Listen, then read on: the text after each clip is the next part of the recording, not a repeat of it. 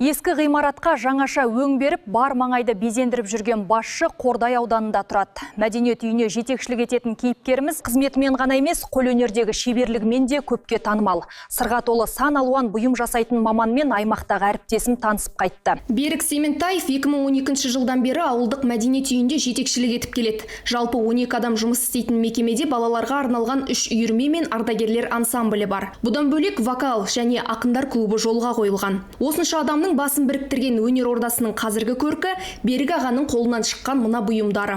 Пайдалануға жарамсыз күйде қалған цемент зауытын мәдени мекенге айналдырған ол бастағы мақсатының орындалғанын айтады. Бұл жерде енді көрерменді тарту үшін, келушілерді тарту үшін бір жаңаша бір нәрсе ойластыру керек болды да, содан осындай мына мәдениет үйін бір шетін жаңа көрмеге айналдырғым келді да. Сол қолдан жасаған заттарымды осы көрмеге қойып, келешек осы жастарымызға үлгі болсын, білсін деген мақсатта осы бір шетін көрмеге айналдырдым. 8 қырлы бір сырлы кейіпкеріміз бұл жолда ешкімнен көмек күтпейтінін, барлығын жұмысына деген сүйіспеншілікпен жасайтынын жеткізді. Еткен еңбегім ерік жігерімнің жемісі дейді ол.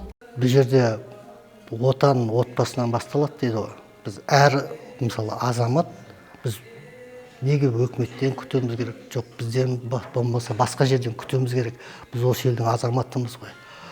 Мен өзімше ойлаймын, әр азамат бірінші біреуден бір нәрсе сұрамас бұрын, бір өзіне сұрақ қойып, мен осы еліме не істеп жатырмын? Еліме не жасап жатырмын? Артына не қалдырып жатырмын? Сол мотивациям сол да.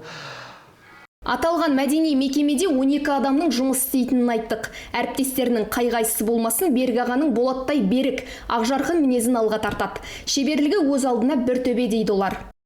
Көбінде бұл Беріктің тоқталып өтетіні ұлттық құндылыққа, ұлттық құндылықты дәріптеу, ұлттық құндылықты жас ұрпаққа түсіндіру, соларға мәнін, мағынасын түсіндіру ретінде көп шара өткіземіз. Бұл жігіттің енді тоқталып өтетін нәрсе, бұл бір істі бастаса, соны аяқтамайынша демалу да жоқ.